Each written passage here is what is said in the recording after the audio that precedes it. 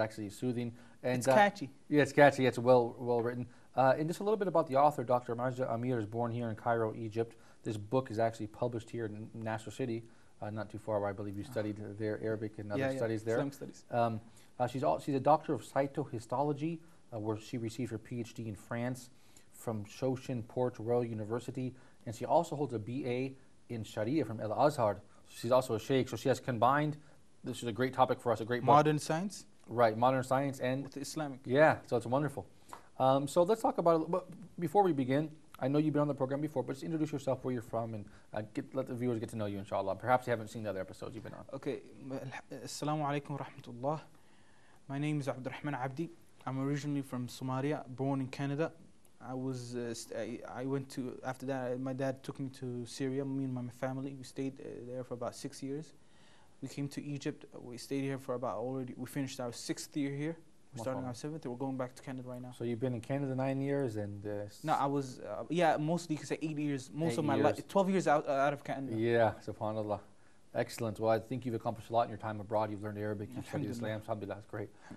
A young man, I believe you said 20 years old. So why would you focus on this book, Fear, Stress, Welcome to Tranquility, Positive Thinking, and the Keys to Happiness? I mean, it seems like it's a book for, I don't know, people in their middle, I don't want to say perhaps in their 40s or 50s. I don't know. What do you think? Let's say first, welcome stress. Or farewell stress and welcome tranquility. For me, personally, I see the stress as in something for my future. The more you're a human, you get older and older. So it's something, it's better for you to have your knowledge before you go to it. So, and it doesn't need to be for adults or let's say old people, because why? It's not only about stress, it's about your emotional feelings, your positive and negative feelings. And negative and positive feelings are what's the basics emotion feelings for youth, as me. Yes. Other young people like us. Yeah, I believe that it's important to focus on preventative measures. Yeah. Which is what you're talking about, isn't it? Exactly. Instead of waiting for a cure after the fact. Exactly. Because I believe modern science, we constantly wait for a symptom or a disease to occur within our bodies, and then we go looking for a magic pill or some sort of external medicine to cure us. But in fact, what our author here is saying, what you're saying here is that we can take a preventive measure and avoid stress before it even happens and deal with stress in a positive way without using medicines. And it's like looking for precautions before it happens. Right. It's like a tornado coming to you. Before it comes, it occurs every once in a year. So suddenly you make your basement, you make it ready, you put some supplement food in the basement, and then before it comes a tornado, you go you stay inside until it goes over. So it's like precautions, or we call it in Arabic ihtiyatat, for being prepared for what's going to happen. Yes, of course, and you know, I believe in these times too, especially the variables or indicators, or what's the word I'm looking for, the spark that creates stress. The stress factors are very high, so it's good to know how to deal with them in a positive way, in a way in line with our deen. So it's interesting. So what type of people would you recommend this book to? People who work. Right. People who, mostly when you're trying to read a book, you look for books that talk about your psychology, or something about yourself, or some motivational books. Right. Or this is, in my opinion, it's like some kind of a motivational book to keep you making you keep thinking about positive things and avoiding negative things. Because you know, the Farewell Stress, Welcome to Tranquility, and she has this countryside picture of a road in the countryside and mountains and snow. Exactly. Looks like Canada or something. But those of us living in major metropolitan cities, we have the daily stress factor of, you know, the noise pollution, the actual pollution itself, the traffic, the close living quarters, the proximity to others. All these are stress factors. But really, I believe one thing we can learn from Dr. Majdi here is that this tranquility and peace and farewell to stress, it's something that can be obtained, you know, it's something that can be achieved, you know, through, you know, your mind, body, and soul. And you can do that even in despite your surroundings. There's ways to cope and deal. The book talks about that same thing, because There's a conscious, subconscious mind. So in the end, you're doing action. There's a universal law about actions and reactions. So the actions and reaction it's connected to your conscience. In the same time, it leaves a stamp. What you call a feeling in your subconscious of what to do. Yeah, excellent points. Now, brother, I always like to ask, who do you believe the target audience is for this? Yeah, because the author has a purpose here, and he or she has put together a lot of effort to compose this book. In this case, she. So, who do you think the target audience is? I mean, this is a quote-unquote Islamic channel, or religious channel, I should say. So, is this targeting the Muslims only, or non-Muslims, or everybody, or what do you think?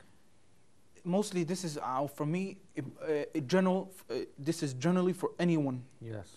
But because let's say if you're a non-Muslim and you don't believe in Islam and like that, there might be some quotes, ayat from Quran or Hadith that you might not understand. But in the end, there are scientific facts inside this, a lot. So you could use it from that. But in the same time, it's most beneficial for Muslim people. You know, wonderful. I love this blend of modern science, if we can call it that, and the Quran and Islam, because it's beautiful and it shows the beauty of Islam, really. And it can validate it for doubtful Muslims or even prove it to non-Muslims. And even in the first pages of the book, she brings some verses of the Quran, Surah Al-Baqarah, verse 32, Surah Al-Yusuf, verse 76. And throughout the book, she brings Islamic evidences. Exactly. So I think this is a very unique person, a unique book, because she's a doctor here of cytotheology, as well as holding a BA in Islamic Sharia from Azhar. I think it's a special mix. So, okay, what is the objective of this book, and do you think the author achieved her goals in writing this book? Objective is the title of the book. As it says, farewell stress. Your stress is going to go away. It makes you forget about your stress, and welcome tranquility. It makes you peace in mind, soul, physical, everything. Now, if we look at this book, perhaps from with the critical eye of an academic reader, if we could say that, does the author, quote her references, and do you feel comfortable with the material presented in the book? Okay, in a critical way, I could say there's something missing. So, there is different books I read, like Quran Science, the Global Messenger. There is something that they might forget. Allahu Alam, if they forgot or they thought it was good for them to write it like that. The quotes of Quran, ayat from the Quran that are written in English. And I see the difference between here and the Quran Science. Quran Science, I like it better because why? It had an Arabic and translation at the same time. But in the same, for me, let's say I could read it in English normally, easily. I could understand it, but at the same time, I need to know what ayah it's referring to. Yeah. So it's better to have both of them, Arabic and English, on top of each other instead of having English. That's in a critical way. But then for me, it's an excellent book for relieving your stress. I couldn't agree with you more. I think it's a constructive criticism for the author, because I think it is always important, even with hadith or verse of the Quran, that you put the Arabic text there as the proof, because the translation is just that. Exactly. So I think that's very important, and I certainly appreciate your and in the same time, if you have English, it's a lot better, because in the end, the Islam, it's a lot better to learn in Arabic, as everyone know. Quran is in Arabic, so it's a lot better for you to learn Arabic. So when you reading this ayah, it's good for you to memorize it as English, but it's not that good. It's a lot better and more excellent to learn it in Arabic, both languages. Yeah, certainly. I couldn't agree with you more. What did you find most beneficial about this book, and also share with the readers, if they were to purchase this book, or perhaps there's a copy online, what would they find?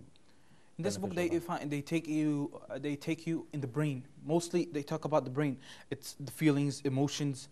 It talks about how your positive thinking or your negative thinking is affecting your brain, your blood circulation, mostly, I think. Right. And how can you relieve your stress? Your subconscious mind, how does it work with you? Or how does it work with your positive thinking? And other things like that. I mean, did reading the scientific aspects that's mentioned here by Dr. Majda, did that increase your faith in any way? I know when we talked about the Quran and science, that was kind of a pleasant, reconfirmation, or just something that made you, it increased your faith. How about this book? Okay, this book, everything you said right now, yes. Why? Because right now, I just read the book, It talks about مثلا example. It talks about the brain, positive thing, how it affects the brain. You know, in the brain there's electricity.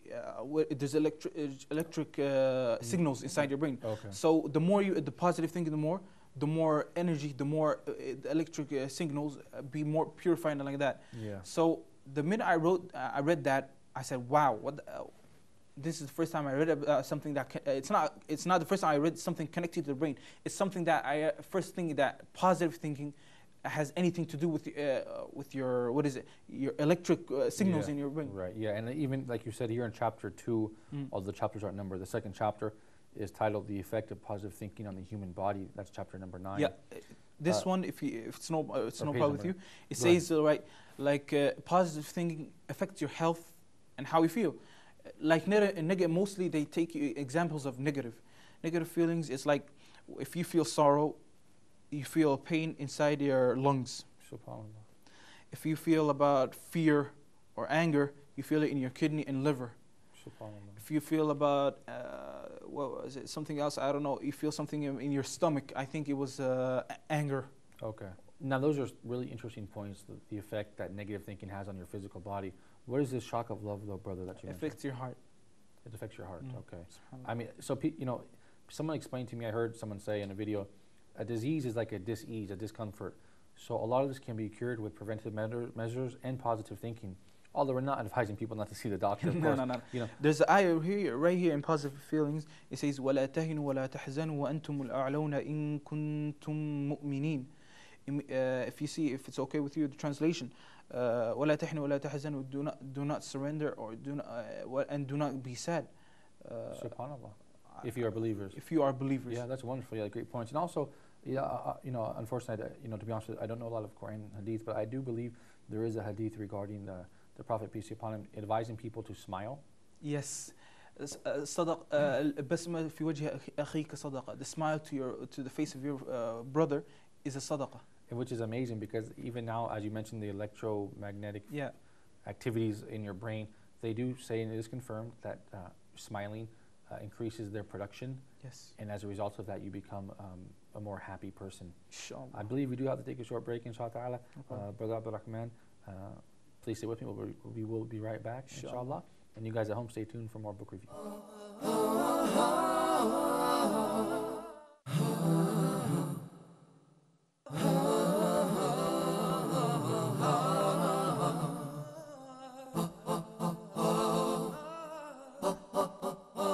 Assalamu alaikum wa rahmatullahi wa barakatuh. Welcome back to Book Review. I'm joined by Abdul Rahman Abdi, joining us from Canada, a seeker of knowledge here in the Middle East, based in Cairo. We're speaking about our book, Brother Abdul Rahman, Farewell Stress, Welcome Tranquility.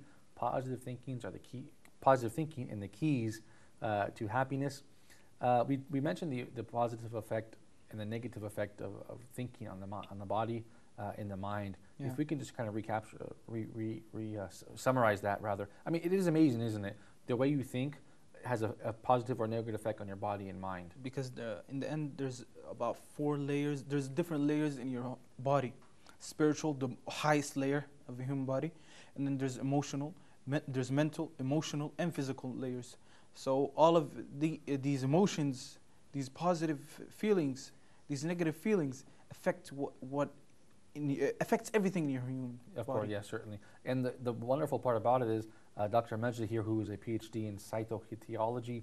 I'm not pronouncing that. You know, I'm Greek and I don't even know what it is.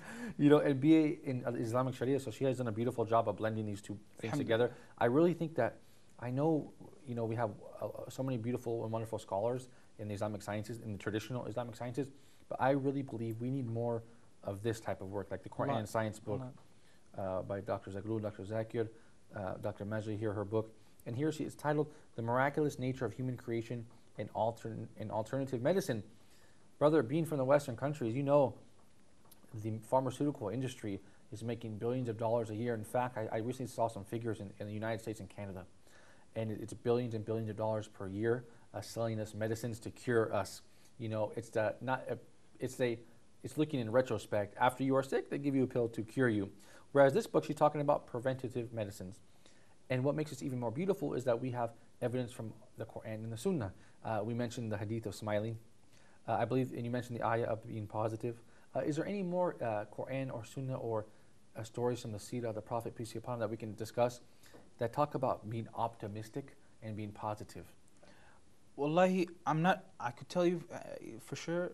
I don't have a story, but there is not a prophet, story from Sirah or Quran. There is a story talking about subconscious and conscience.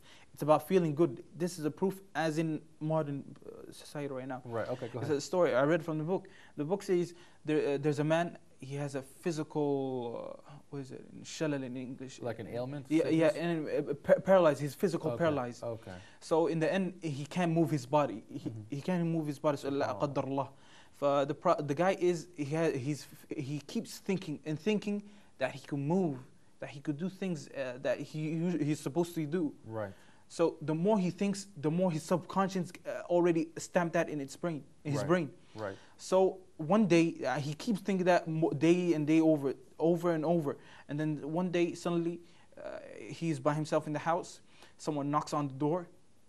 He says, "I'm gonna open the door." Right. He stands up and opens the door. Subhanallah. Alhamdulillah. Yeah. And because why? After his subconscious kept thinking about it, he was going to heal. It came to his mind. The thinking affected his body, his system. Subhanallah, he got cured. And brother, although I can't recall them specifically, I do recall many hadith of the Prophet, peace be upon him, advising people to be patient and to be optimistic. And in the Quran, many ayahs about there's a lot of ayahs of sabr. Behind the screens, I forgot it, so I remember, alhamdulillah. It's in the end of Surah Al-Imran, the last ayah, يا أيها الذين آمنوا اصبروا وصابروا ورابطوا واتقوا الله لعلكم تفلحون. اصبروا وصابروا. Be patient, وصابروا, and be patient with each other. MashaAllah. Yeah, okay. And I think that relates to this very well. I think people overlook the religion of Islam when it comes to inner peace or this sort of self-contentment. People look towards Buddhism and all these other kind of what they see as exotic Far Eastern religions, but they don't know really Islam is the answer, and that having a peace of mind and having peace in your mind, body, and soul really relies on your relationship with the Creator. And there's no other way to have a relationship with the Creator than through Islam. Do you agree with that, brother? I agree with that, because why? Islam right now, in its general meaning, it means peace. Right, so right. It's already, the meaning already has the word peace. That's enough for you. Although if it's not enough for you, then you go to what Islam means. What does it represent? What does it make you believe in? Sure. So Islam, if you want inner peace, there's a lot of I hear a lot of stories from scholars and preachers, dua, that talk about people who had money, women, everything, and they didn't felt any peace in their heart or in mind, and so they were looking for peace, and then suddenly they go to some preacher, da'iya, or a scholar, as a alim, and then they tell them what they should do, or what are they supposed to do, and then they go Islam, or they come back to Islam, because there are Muslims that they don't have any peace of mind because they're far from their religion. Of course. And then they come back to it, either they come back to it or they convert to Islam, and then they find peace in mind. And of course, inshallah, and we have the peace, our inner peace, and our peace with our surroundings. But brother, if we can move to the next chapter here, or one of the next chapters, which I noted I really wanted you to speak about, was pardon and forgiveness, here on page 49. And what role does Dr. Majid believe or brings forward that pardoning people and being forgiving plays a role in creating a healthy mind, body, and soul, and being a positive person and relieving yourself of stress? Pardon and forgiveness are two different meanings, because why? You could pardon someone, you could say it's okay, but it's not. It doesn't mean you'll forgive him. So pardon, we can, if we translate to Arabic, we would say like afwa. Afwan, or no, don't mind. That doesn't mean I forgive you. Right, If I say don't mind, that doesn't mean I'm going to forgive you inside myself, right, in myself, or it doesn't mean I'm not going to pay back. I'm not going to make you pay back. Okay. So in the end, forgiveness and pardon is two things that Allah loves from a human being, from His slaves. Okay, wonderful. And I think that's wonderful, because once again we bring the Islamic understanding together, which coincides beautifully and is compatible totally with modern science, because she's talking here, she has a chapter here, pardon and forgiveness, and she speaks about the role that it plays in welcome in getting rid of stress and welcoming tranquility. If we go forward to page 67, the chapter is titled Muslims and Positive Thinking, Pardon as an Educational System for Self-Control. Can you give us a little bit about what goes on in this chapter? This chapter, as it says, it talks about how can you self-control your mind and body in positive thinking, as in like I'm happy and I'm trying to change my, or let's say I was not happy, but I'm trying to change myself, and how to control my feelings, how to control my feelings, how can I refer to them to other people's, if I'm going to get mad to everyone that bothered me, or do I forgive him or pardon him what he done to me? Of course, and I think it's also, it's important to remember controlling emotions. Yeah, exactly. And the Prophet, peace be upon him, was a master. Especially young ones, they have to learn how to control their emotions. Right, right. And I have a lot of ground I want to cover. We only have 2 minutes left, but controlling emotions, the Prophet, peace be upon him, taught us many dua, supplications to say at times of hardship. And I believe this is, when someone passes away, we have an expression that we say, and other things that when you receive a hardship that you can say these words. And this helps control your emotion, keep a balance. There is a dua I know. It says, Allahumma ghfir li dhanbi, oh Allah, forgive me for my sins. Wahdi li qalbi. Straighten my heart to the straight path. Yes, subhanallah. It's this dua gives you going back to Allah to forgive you for what you did. Subhanallah. And at the same time, it gives you your emotions. In the end, your emotions comes from where? It's not from your brain. It comes from your heart. If you're mad, like I told you before, if each and every feeling, each and every emotion you have in your body, it affects what you have, or affects who's around you or surrounds you. So in the end, this dua, keep repeating it, and inshallah you'll be a better person. And thank you, brother. Page 81, Islam and Positive Thinking. I know we covered that extensively. I think it's important to think positive about your brother. Think positive about Allah. Think positive. I think it's very important. I like how she ends the book on page 97 here. The last chapter is the prophetic nurturing methodology and wisdom in dealing with manners. Let me read that again because I speak fast. The prophetic nurturing methodology and wisdom in dealing with matters. So after all this, it's a short book, but after compiling all this information, she brings us back to our point, alhamdulillah. So that's wonderful. Brother Abdul Rahman Abdi from Canada, I appreciate your time, brother. You're welcome, Thank brother, you for from America. And you guys at home, I certainly hope you enjoyed book review. We discussed farewell, stress, welcome, tranquility, positive thinking, and the keys to happiness by Dr. Majda Amir. Definitely pick it up. It's a wonderful piece that really brings together modern science in relation to our psychological health, our physical health as well, our mind, body, and soul, of course, in perspective of Islam and the Sunnah and the Quran. So it's beautiful. You guys, I hope you appreciated this episode. Until next time, I leave you in the care of Allah. Assalamu alaikum wa rahmatullahi wa barakatuh.